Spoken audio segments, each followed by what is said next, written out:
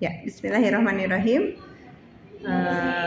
Ya, ntar kepada Teh Umu Hani, silakan presentasikan proposal yang sudah dibuat dalam seminar ini. Silakan. Baik, terima kasih.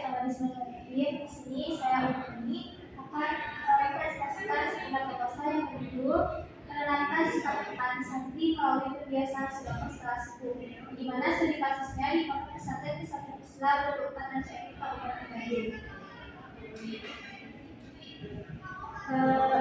Bulan pertama itu adalah terdampak.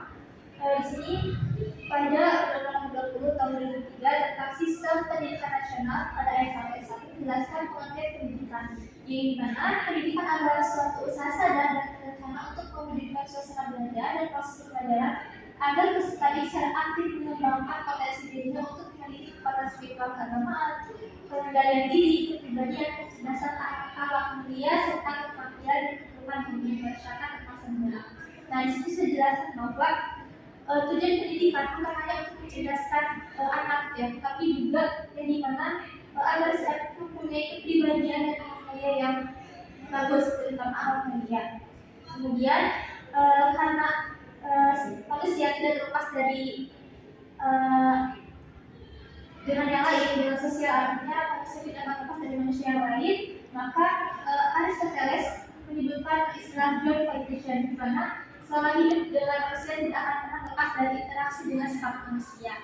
Nah, salah satu bentuk seorang agar berhasil berinteraksi dengan orang lain adalah dengan memiliki sikap empati.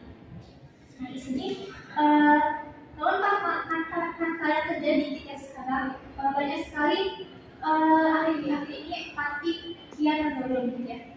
Yang dimana diceritakan banyaknya tindakan kejahatan yang terjadi dan bisnis itu pelakunya bukan hanya tindakan kriminal tidak hanya di kalangan orang dewasa, melainkan juga anak-anak yang masih hidup di sekolah dasar, ya, sehingga semakin menunjukkan bahwa empati di lingkungan sangat minim sekali. Benar juga tentang menurunnya sikap empati karena adanya sosial media, ya, yang mana seorang mulai fokus terhadap gadgetnya dibanding dengan empati ketika seorang mau bercerita. Nah, kemudian latar belakang di sekolah mengambil di pada pesantren karena meskipun di pondok yang dimana sistem pendidikan itu adalah kekeluargaan dari pondok. Namun dalam faktanya itu banyak karena mungkin beragam banyak orang latar belakang, gimana kebudayaan di rumahnya masih saja gitu, meskipun menggunakan sistem kekeluargaan, tapi dalam pelaksanaannya masih kurangnya rasa empati atau kurang sadarnya empati seorang itu kurangnya saling peduli. Kemudian di sini ada rumusan masalah. Yang pertama di sini dengan yang tadi mengambil judul menangkap sikap empati. Di sini umum merumuskan masalah yang pertama, apa tujuan pesantren Islam 24 Ciamis dalam menangkap sikap empati santri.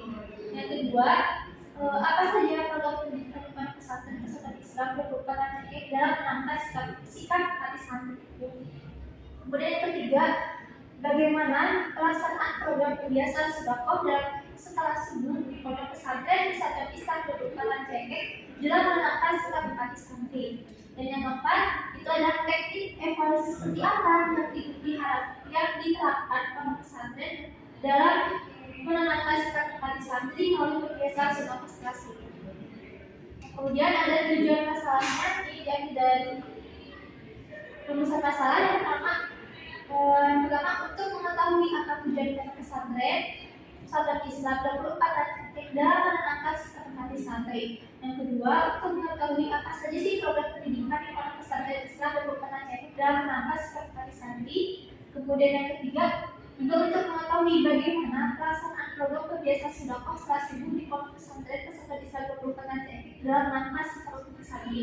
Dan keempat, juga untuk mengetahui teknik evaluasi seperti apa yang diharapkan pondok pesantren Islam dalam menangkap sikap empati santri melalui kebiasaan sedekah setelah subuh.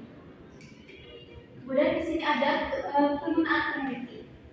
Nah, yang pertama di sini ada manfaat teoritis.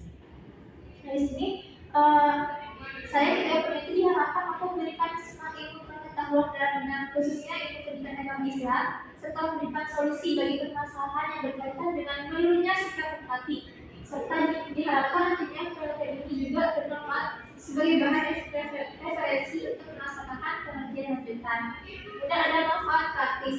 Di sini manfaat bagi lembaga. Nah, di sini diharapkan dapat memberikan kontribusi dalam meningkatkan kualitas di lembaga pendidikan, utamanya dalam meningkatkan sikap empati terhadap siswa, serta pendampingan dan keteladanan dari pihak pendidik atau pembimbing terhadap asrama, sehingga dapat menciptakan lingkungan pendidikan yang lebih baik guna membentuk generasi muda yang cerdas dan bertanggung.